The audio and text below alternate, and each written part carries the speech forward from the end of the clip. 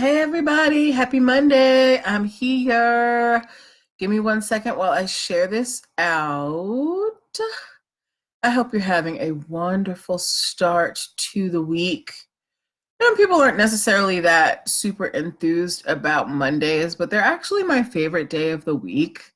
It's when I feel the most energized. I feel like, I can conquer the world. Where's my other one?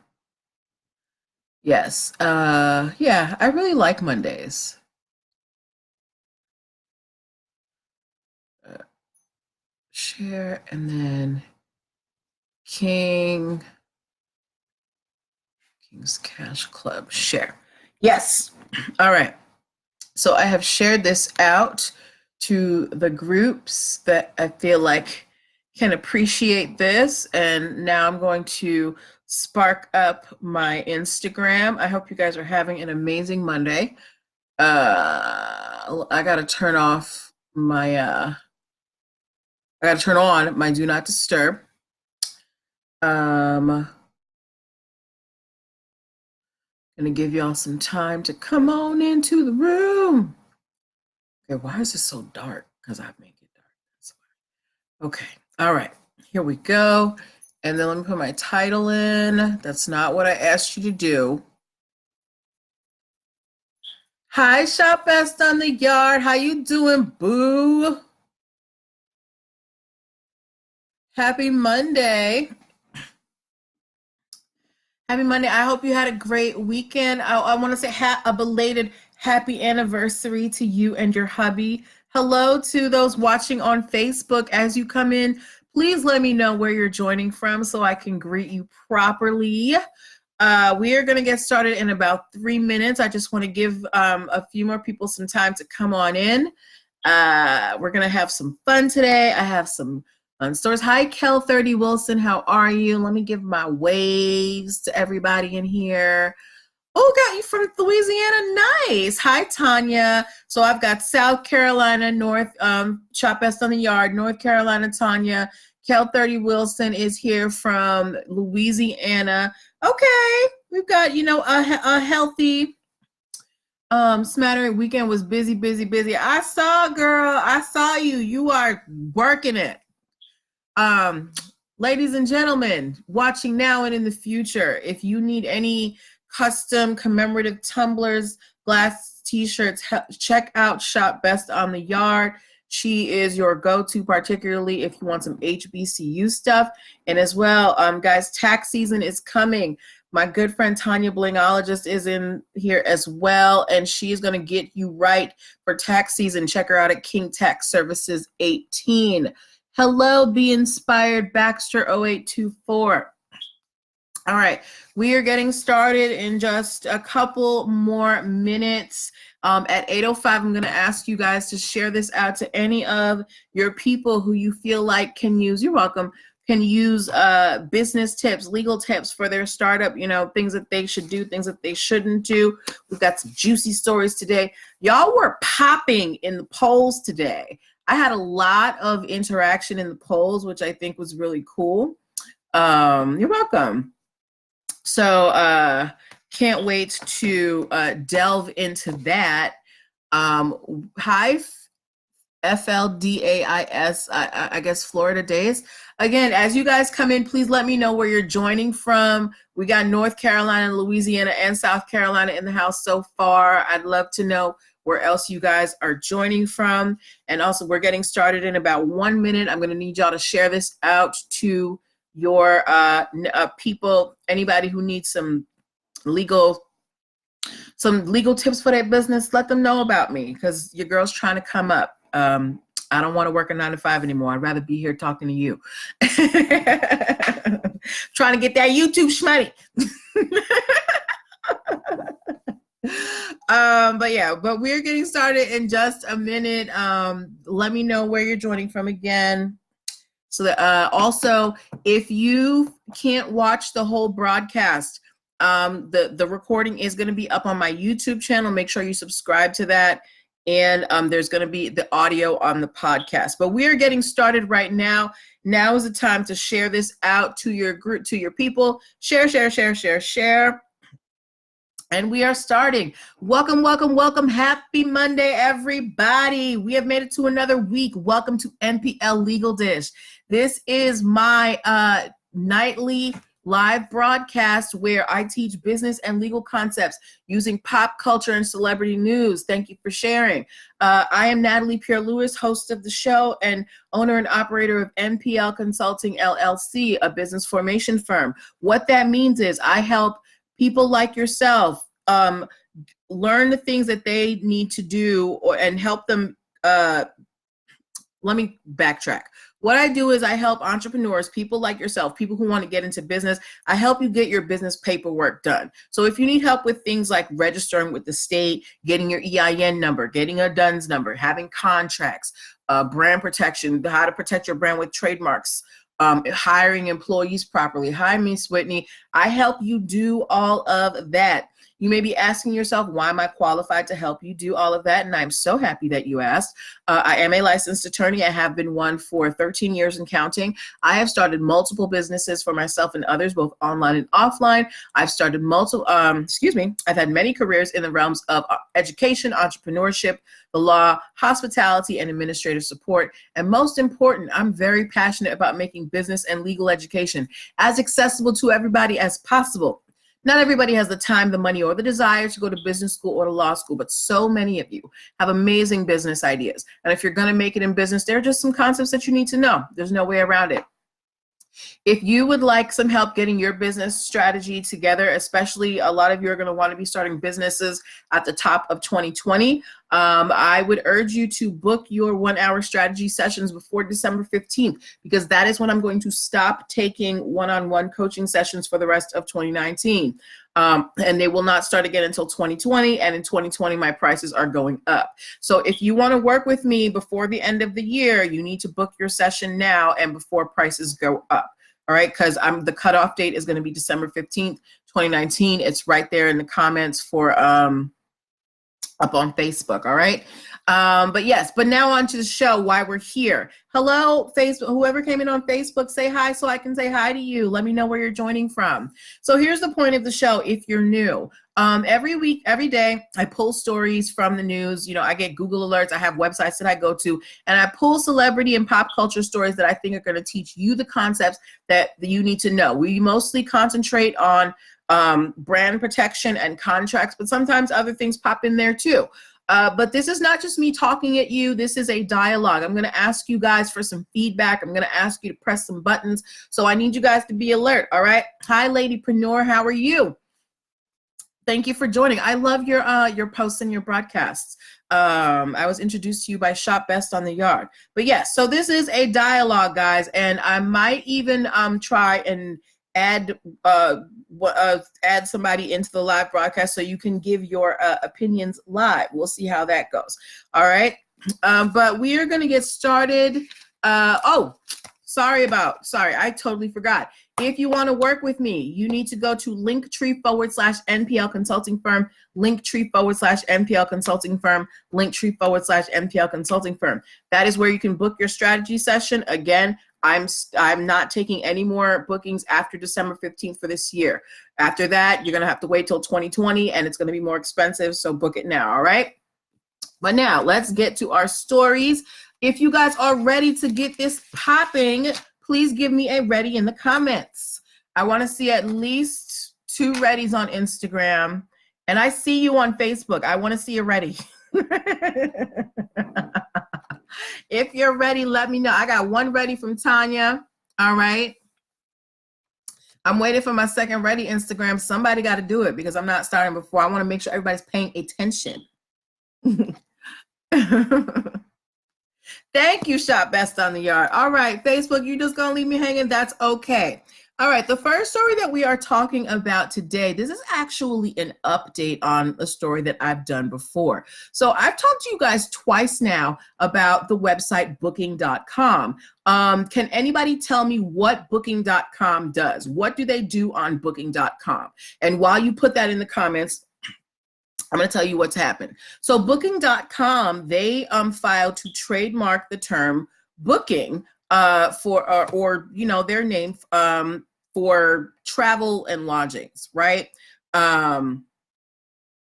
I think they do travel and lodgings. I can't quite remember. But there has been pushback from the USPTO. They do travel. Okay, thank you. So they do travel. So booking.com does travel. And they were getting very worried because other companies were starting to put booking in their name, like hotelbooking.com, or, you know, if somebody wanted to do eyebrowbooking.com. So booking.com was trying to trademark the term booking, but they were getting pushback from the USPTO.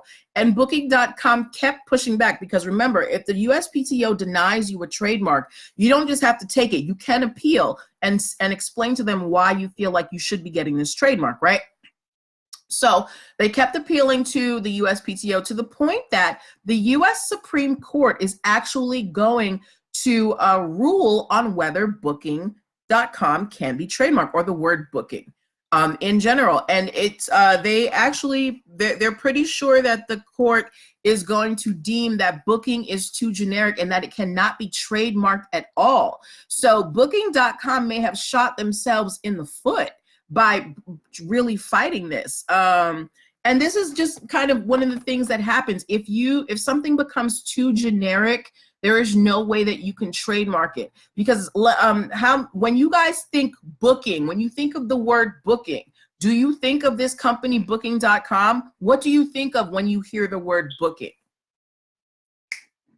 What do y'all think of? But yeah, there's always the danger if you wait too long that your term can become generic. My favorite example, Baby from Cash Money.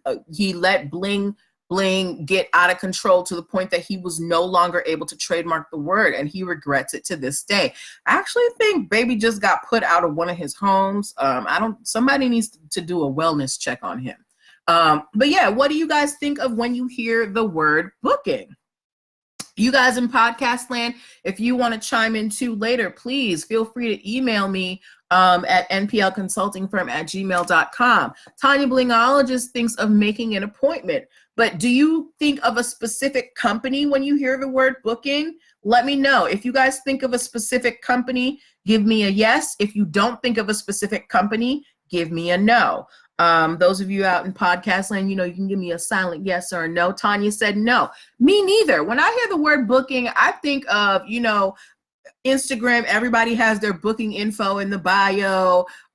You know, book me for this, but I don't think of booking.com. I don't immediately think of that company. So pretty much everybody thinks that the US Supreme Court is going to rule that you cannot trademark the word booking because it is too generic. Okay, so if you're thinking about trademarking booking for anything, you can't probably, but we're gonna have to wait until this ruling is done.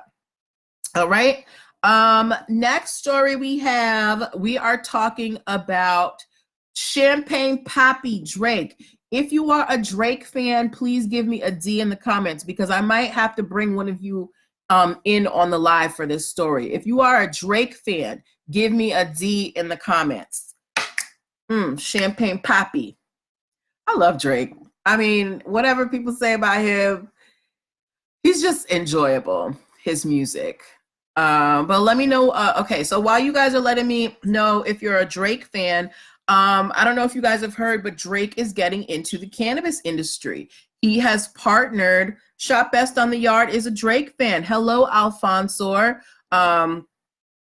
Okay. Oh, you cooking? You can't join? Okay, that's fine. Okay, if you are a Drake fan and you can join the live broadcast, put a D in the comments, because I would love to have a dialogue with you. I can't do it on Facebook. Facebook doesn't allow me to bring people on. Shop Best on the Yard said HBCU girls love Drake. Look, I didn't go to HBCU and I love Drake too, all right? I went to a PWI and I'm proud of it. All right, so Okay, apparently you and I are the only Drake fans in the broadcast, but that's okay. We'll go on with the story. I'm sure we have plenty of Drake fans out in podcast land. So Drake is getting into the cannabis business, as I just said.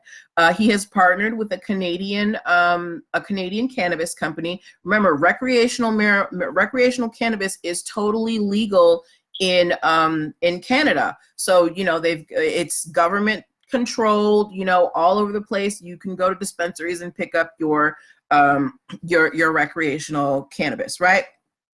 So Drake is getting into the business because there's a lot of money into it. But he is doing it in the US. He's partnered with a Canadian company, but they're trying to make their way into the US. And what Drake is trying to do is he is trying to trademark the Canadian warning symbol for cannabis in the United States as the logo for his cannabis company. Alfonso likes Drake. Alfonso, do you want to come into the live and kind of give your opinion on this case? Because I'm trying to get this a little bit more interactive, have some voices. Let me know. If you want to come in on the live, give me a yes, and I'll send you a join thing. But yes, so Drake is trying to trademark the warning symbol for Canada's recreational cannabis warning labels. So think about if any of you have ever gotten recreational cannabis from California. There is a symbol that they put on all of their packaging. It's like green and it has a cannabis leaf on it. Well, Canada's is it's a red circle with a white leaf and the words and the letters THC. And this is in Canada. This has no bearing on the United States because remember, the United States federally does not recognize cannabis, right? So Drake is trying to take this cannabis warning label that is for the Canadian government and trying to trademark it in the United States, probably in LA. But the Canadian government is giving him some pushback. They're saying that this symbol is protected by the Crown because remember, Canada is a subject of Great Britain. It's protected by the Crown copyright for public health and safety, and it's not supposed to be used for commercial use. Oh, all right. You want to come in on the broadcast? Okay. Let me see if I can do this. Hold on. Go live with Alfonso. Okay. Oh, this is gonna be fun, guys. All right, so we're waiting for. Hi, Alfonso. Hey. How are you? I'm all right. Hi, Brittany. How you doing? I know you cooking. But yeah, so Alfonso, the case is that Drake is trying to take the national Canadian logo for cannabis and trying to trademark it as his US logo for his cannabis line. Now, as I was saying, cannabis is not federally legal, so the United States doesn't really recognize this warning label as a government warning because they don't recognize cannabis as recreational, so you can't have it here. So Drake trying to, stepwise, Drake could possibly trademark it in the United States as his logo, but the Canadian government is like, look, we're under Great Britain. This symbol, it's protected by the Crown. We, you're not supposed to be using it for commercial use, but you're putting it in a country where commercial use of cannabis is not even recognized. So how do you think this is going to turn out for Drake? I think it's gonna be a way for him to make more money. Okay.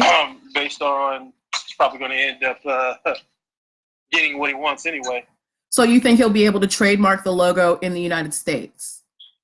Possibly. I mean, you mean like in Colorado? Well, we don't know exactly where Drake is going to be distributing this, but he's partnering with a Canadian company that may be able to, partner with an American company. So we don't know what states Drake is going to be able to send this out to, but that is another aspect that Drake has to think about, is that he's going to have to register this trademark in specific states because you're not going to be able to trademark it as a federal trademark. Okay. So do you think that the states will recognize these applications that are probably going to come from Drake's legal team to register the the traditional Canadian symbol for recreational cannabis as a state trademark? Do they want smoke with Canada, basically? They probably don't. They probably don't want any. They probably don't want any smoke with Canada. But I mean, you never know. I mean, Canada's already vetoed him, right? Told him that he can't use it. Well, all Canada has said. Hi, I'm Stacia Joy. All Canada has said is that this is a protected mark. It's protected by copyright by the Crown, and you're not supposed to use it for commercial use. But that has no real bearing on United States law. This is another country. So it's not like Drake is trying to trademark it in Canada. He's saying, ooh, I like this logo. I'm going to go use it in this other country where it's totally not recognized. That's why I feel like he's going to make a lot of money. Because there's a lot of Canadians here that live in the States that will recognize that logo and, and shop. So, I mean, they're going to think that they have something to do with Canada based on that logo. Or they might just know, that Drake has something to do with it and just buy it anyway. That normally is what happens. So I see a lot of money in his, and I think the United States is going to take advantage of it as well. Okay, I can see that. Well, I mean, federally, the United States can't do anything. So we're going to have to see which states want to go up basically against Canada and allow him to register this logo. So we're going to keep an eye on this. And thank you so much for your participation. All right, thanks. All right. Yay, that was fun, guys. I think I'm going to do that more often. I might do it one more time during the show. But thank you to Alfonso for participating. Did you guys like that? Do y'all want to do that again? All right, let me know. But yeah, so we're going to have to wait and see what happens between Drake and the Canadian Crown. They might make Drake choose, are you American? Are you Canadian? Or the state governments might be like, look, this is a sovereign power. We can't go and take their symbol and use it for commercial use. But then it also makes me think of Disney trademarking the term Hakuna Matata. Hakuna Matata is an actual phrase in Swahili used by people. Hello, Del Shannon. And it was trademarked by a company for commercial use. Hi, Daily Beauty. So there may be precedent for Drake being able to trademark this, and we're just going to have to wait and see. So I'm very excited about this. Get it, Champagne Poppy. All right, so we are just gonna reset a little bit. We have some new people coming into the broadcast. Let me just reintroduce myself. I'm Natalie Pierre-Lewis. You are watching NPL Legal Dish. This is my nightly broadcast where I teach business and legal concepts using pop culture and celebrity news. I am a licensed attorney. I have been one for 13 years and counting, and I help entrepreneurs and aspiring entrepreneurs like yourself get your business paperwork together. So if you need help with registration, EIN numbers, contracts, I'm your girl. You can book a free consultation at linktr.ee/NPL Consulting Firm, linktr.ee/NPL Consulting Firm, linktr.ee/NPL Consulting Firm. All right. So we are moving on to our next story, and this is another update, and this actually has to do with the title of the story. So I think I've talked about this story maybe 3 times already, the story about backcountry.com. So for those who may not know the story, there is a ski company in Utah. They trademarked the term backcountry.com. No, they trademarked the word backcountry, and they had a domain name called backcountry.com. And as soon as they trademarked it, they started going after any and every business that had backcountry in the name. And they forced companies to either drop backcountry from their name or totally change their name because they just didn't want to go through the legal hassle of, thank you for that, of fighting for their name. Now, when they did that, there was such a backlash. There was a Facebook group that was created that said boycott backcountry.com. People refused to shop there. They do sell ski gear. People were not buying their ski gear. Some of the business owners that they targeted, they started putting GoFundMe so that they could fight this legal case because they didn't want to give up their name. And Backcountry was really like looking bad out here. So after all that, after the backlash, Backcountry's CEO puts out an open letter on their website, saying that they're basically apologizing for what happened and that this doesn't align with their values, and and basically that they were gonna stop the shenanigans and stop going after any more business owners that had Backcountry in the name. But no, not but. So when I talked about that, and I asked the question, I asked everybody if you guys thought that that they were doing it for show, or if they actually meant it. And most people felt like they were just doing it because they got all the backlash. But they have doubled down. Hello, Nola Expat, great. But they have doubled down on their commitment to being better, I guess, in a way. So Backcountry has fired their entire legal team. So this group of people who were going around suing these other businesses that had Backcountry in the name, they have fired them.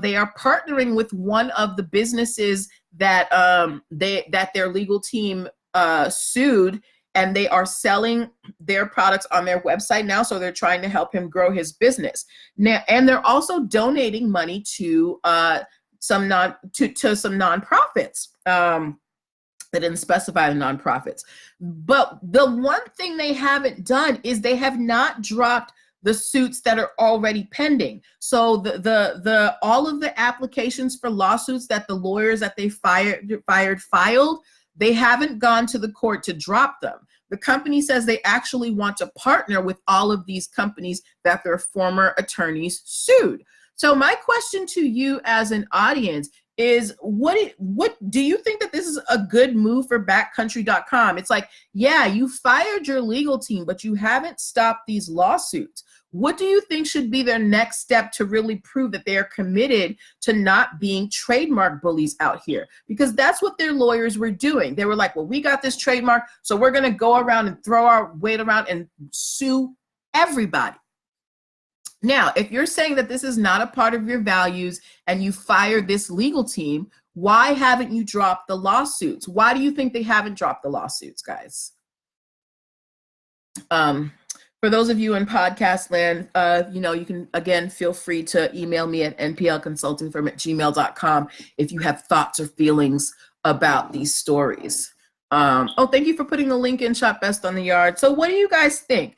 Do you think that Backcountry is still just trying to like showboat and pretend like they're out here, trying to do better? Or are they just trying to put themselves in a better position financially? Because you haven't dropped these lawsuits. And yeah, you fired your lawyers, but you're probably going to hire another round of lawyers. And who knows what they're going to do? Shop Best on the Yard said they should drop all the lawsuits, but they probably haven't dropped them because they really aren't sorry. Right. You know what I just thought about? They probably haven't dropped them yet because they fired all the lawyers. If you fired all the lawyers, why are they going to drop the lawsuits? Like the CEOs would probably have to go to the courts themselves and do it. They may be waiting to hire a brand new legal team to drop these lawsuits for them or file for motions to dismiss. So we're going to have to wait and see. But Backcountry seems to be, putting their money where their mouth is. Stacey Joyce said exactly. But they seem to be putting their money where their mouth is. The people that they were formerly suing, they're now selling their products. They're partnering with them, and they fired the former lawyers. So we're gonna have to see what happens with them. Shop Best in the Yard said they figured the firing would look good and no one would see the back end. Ooh, okay. So you think they were playing chess, not checkers? Okay. All right. I see you. All right. Thank you for that. We got another story. Y'all, this is where, guys, stories were popping today. We had a lot of participation. This is going to be our last story of the evening. This is a Kylie Jenner update. So we've talked a few times about Kylie Jenner trying to trademark this phrase, rise and shine. Apparently she sang it to her daughter on Snapchat and it went crazy for some reason, right? The problem is somebody already owns the trademark to rise and shine. This woman, Kathy Bagan in New Jersey. She has a company called Rise and Shine. She sells natural supplements. And she's like, hey, I already own the trademark to Rise and Shine. And she even said, she's like, look, I won't even sue Kylie Jenner if she will sing the jingle for my company. And if she pays me a licensing fee, she can use Rise and Shine. Now, Kathy Bagan hasn't heard anything from Kylie Jenner's legal team, but I asked you guys in the polls if you guys are on Snapchat, and about 75% of you guys said that you were on Snapchat. And then I asked you guys if you had seen Kylie Jenner selling sweatshirts on Snapchat, and about 65% of you said yes. So even though Kylie Jenner does not have this trademark to Rise and Shine, she is selling these $65 sweatshirts that say Rise and Shine on them on Snapchat. So this lady, Kathy Bagan, has filed a complaint with Snapchat saying, hey, I own this trademark, and she's selling merch. So what do you think is going to happen with this complaint to Snapchat? And I want you to think about Etsy, when Etsy gets complaints of trademark or copyright violations. What do you think is going to happen with Snapchat? But also keep in mind that Kylie Jenner is the biggest source of traffic for Snapchat. They have her on Snapchat all the time. And as well, like I'm sure they have some kind of partnership deal. So do you think that Snapchat is going to pay any attention to this complaint by Kathy Bagan, who is the rightful owner of the Rise and Shine trademark? I Am Stacey Joy said, good for Kathy. I think Kylie should pay up. Okay, and Kylie should pay up, right? But do you think that Snapchat is going to do anything about Kylie selling these sweatshirts on their platform where she has millions of followers? Because remember, Snapchat is struggling. They lost a lot of their participation because they did some distasteful things. Instagram offered to buy them a few times and they refused, and Instagram just basically created their own Snapchat. So Snapchat is still trying to keep their head afloat, and Kylie is one of the biggest ways that they do that. So do you think they're going to pay any attention to this complaint filed by Kathy Bagan? Because it's not their job to enforce the trademark. However, if like a mall vendor, if you're a mall vendor and you have somebody selling fake goods in your mall, you can be charged with trademark infringement. So do you think that anything legal, that Kathy has any legal claim against Snapchat letting Kylie sell these sweatshirts on their platform? Bum, bum, bum. Do you think Snapchat has a responsibility to maintain this trademark? Hey, you guys in podcast land, I would love to hear from you as to what you think about enforcing this trademark on Snapchat. Because it's not like on Etsy, where Etsy is literally getting a cut from everybody on that platform who's selling everything.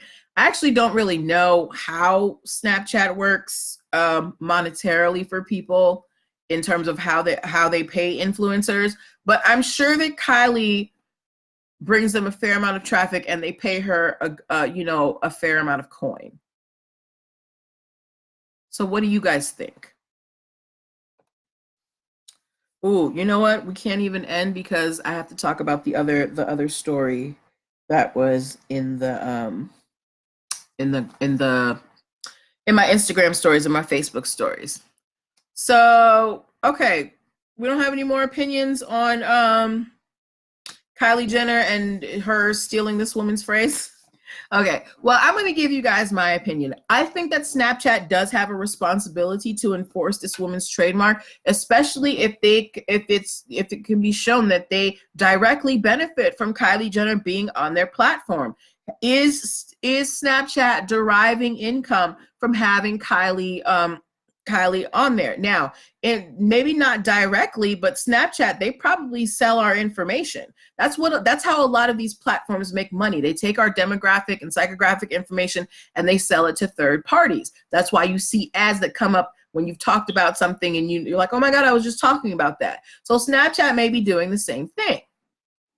So I think they do have a responsibility to limit Kylie's activities on here, because they could be charged with aiding with trademark infringement. But that is my opinion, guys. Guys on Instagram, if you can, if I am still visible to you, please give me put some type of emoji in the comments, because you guys are very quiet and I'm getting concerned. All right, so that was the update on Kylie Jenner. We have one more story that we are talking about. And if you guys, oh, thank you. I am Stacey Joy. If you have heard of Tiffany's, the jewelry company, please give me a T in the comments. If you have heard of Tiffany's, give me a T in the comments. And also tell me, what is Tiffany's signature color? What is Tiffany's signature color? And while you do that, I'm going to tell you why I asked this. I actually had this had a question in my poll in my Instagram and Facebook stories today, and I asked you guys, how much do you think Tiffany's color that I'm waiting for y'all to put in there, Tiffany's signature color, is worth? I had one person respond, teal and white. When I was reading the article, they said that Tiffany's color is actually robin's egg blue. That is the official color of Tiffany's. And I asked in the polls how much you think that color is worth. Someone responded $5 billion. And I'm going to tell you why they're not far off. So if you didn't know, the LVMH, the Louis Vuitton, Moet, Hennessy, that big luxury company that owns all the luxury brands, they have actually put a bid in. They want to buy Tiffany's. And they offered them an initial bid of $14.5 billion with a B. $14.5 billion. Ladies and gentlemen, this is what Louis Vuitton, Moet, Hennessy has offered Tiffany's. They're like, hey, we want to buy you. We're going to give you $14.5 billion. Tiffany's has said, hey, guys, we want $16.9 billion. Tiffany's wants about $2.5 billion more dollars. And there was a whole article that I read today on the fashion law about how Tiffany's has been able to commandeer this color and make it their own. And this is a part of their branding. This would be a part of what Louis Vuitton, Moet, Hennessy is getting with the package deal of purchasing Tiffany's. So do you think that this color, because this is what it amounts to, is brand recognition?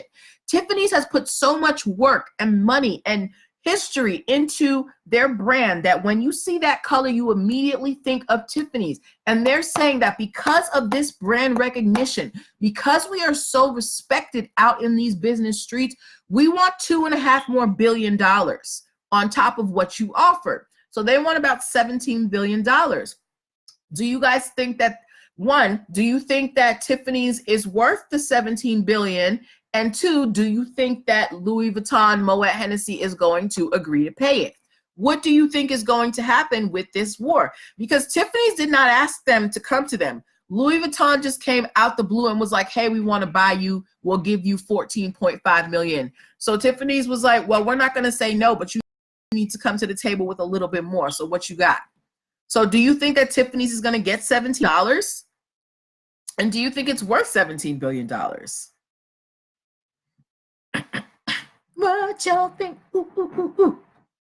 You guys in podcast land, you can always reach out to me on my social media, NPL Consulting Firm on Instagram, NPL Consult on Facebook, and let me know what you think about these stories. So what do you think, guys? Do you think that Tiffany's is going to get their ask of $16.9 billion?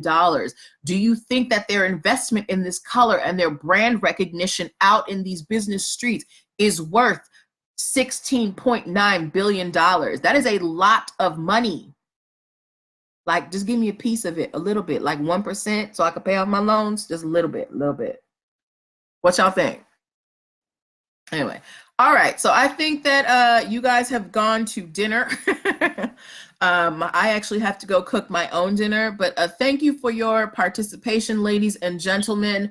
Again, I want to remind you, if you want to work with me before the end of 2019, I am going to stop taking bookings by December 15th and for the rest of the year. And then when I start in 2020, prices are going up. So go to linktr.ee/NPL consulting firm and book your strategy session today. If you need help with registering your business, if you need contracts, if you need to hire employees, if you need help protecting your brand, that is what I do. It's what I like to do. It's what I love to do. I will be back here tomorrow with more stories for you. Thank you all for your participation.